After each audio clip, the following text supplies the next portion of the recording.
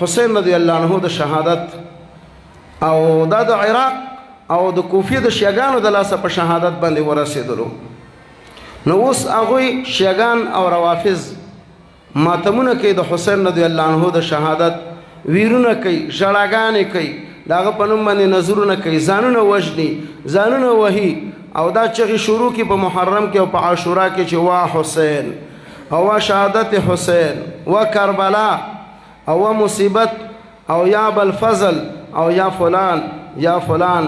شیخ الاسلام ابن تیمیه رحمه الله فرمایي چې دا دوی په خپل جرم، په خپل خیانت، په خپل دوکا، په خپل فساد چې هغه د حسین رضی الله عنه په شهادت کې د دوی دک رولو په هغې باندې اوس پردا چې او په هغې باندې خاورې اړی چې موږ خو په حسین رضی الله عنه باندې دومره خفه یو، دومره پې ژړا او غم او درد او ویر او فریاد پې کوو.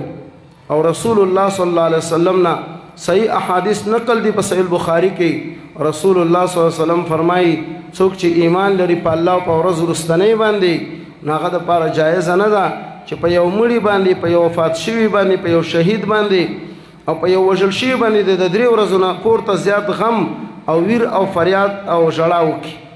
مګر ښځه په خپل خاوند باندې هغه احداد کولی شي، 4 میاشتې او 10 ورځې به زینت او ډول نه کوي، د غم شپې او ورځې تېرولی شي.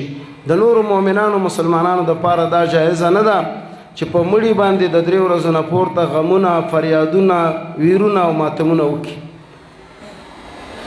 د دې وجې نه دا کارونه شرعا ناروا دي چې مخکې د هغې مختصر ذکر وشلو.